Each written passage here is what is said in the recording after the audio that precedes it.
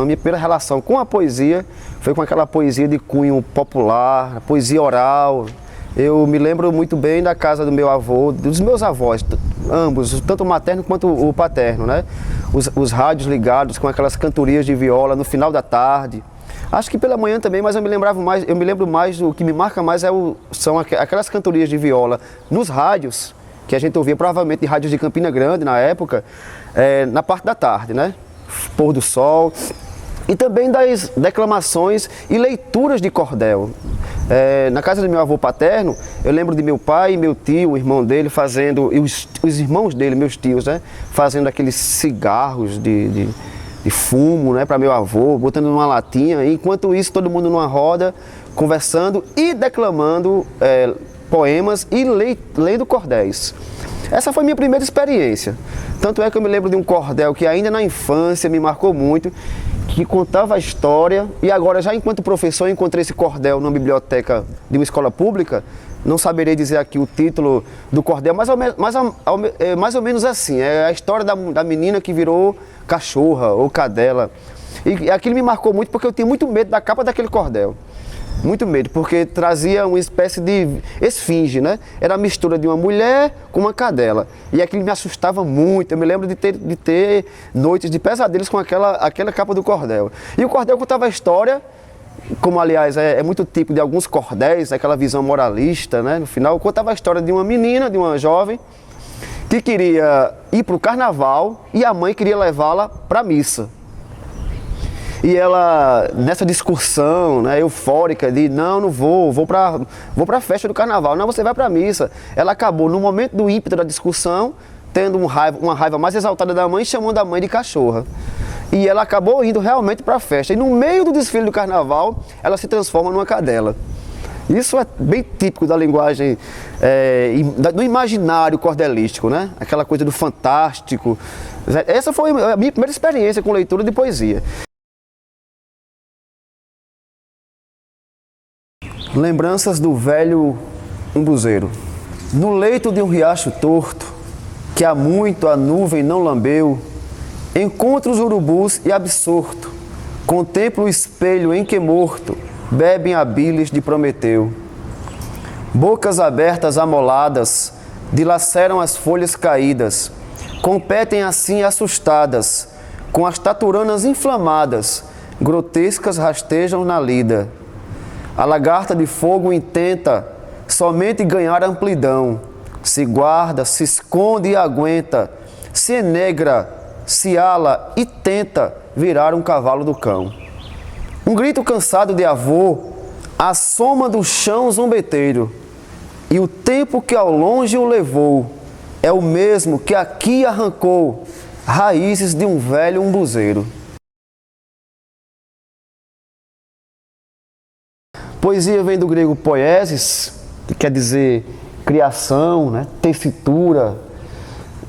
Remete à noção talvez de arte também, né? De fazer, de construir. Criação. Poesia é isso.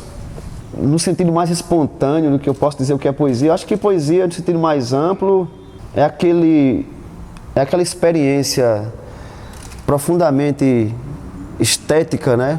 Às vezes transcendental. Não quero dizer que não seja material, porque há sempre uma relação com o texto, seja oral, seja escrito, né?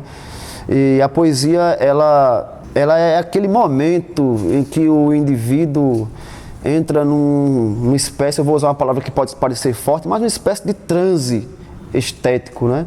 É quando alguma coisa te leva para longe do lugar comum, para longe do ordinário, para longe da coisa do dia a dia. A poesia é muito mais que isso. A poesia é aquilo que arrasta o indivíduo do seu chão comum, do seu universo comum do dia a dia, aquela coisa do dia a dia. A poesia, ela sempre te leva para uma coisa muito mais elevada, muito mais humana talvez, uma experiência muito humana. Eu lembro de um livro agora, de Otávio Paz, chamado O Arco e a Lira, em que ele procura... Isso também está em Bose, no livro O Ser e o Tempo da Poesia, mas eu lembro sobretudo agora do Arco e a Lira, de Otávio Paz, em que ele tenta buscar qual é a causa da poesia, o que é que faz com que um indivíduo faça e sinta a poesia. Será que a poesia é mais intuição, é mais espontaneidade? Será que a poesia é mais trabalho, é mais labuta? O que é a poesia? Eu diria que, como Otávio Paz diz, a poesia são as duas coisas, né? Não há poesia sem um trabalho e não há poesia também sem espontaneidade, né? Sem intuição. É a chamada inspiração, como algumas pessoas gostam de dizer, né? Inspiração, me veio uma inspiração. A inspiração, ela é altamente necessária, porque ela desvincula você das coisas mais ordinárias, né? Mais corriqueiras do seu dia a dia. Então o indivíduo vai para uma espécie de transe estético, né? Esse momento existe na confecção da poesia, né? Na instauração do universo poético, mas também há o momento do trabalho. Como qualquer elaboração artística, e a poesia não é diferente, ela exige trabalho. O poeta se detém sobre aquele texto e constrói, e trabalha, e arquiteta, e vai buscando os caminhos de confeccionar, né, um poema.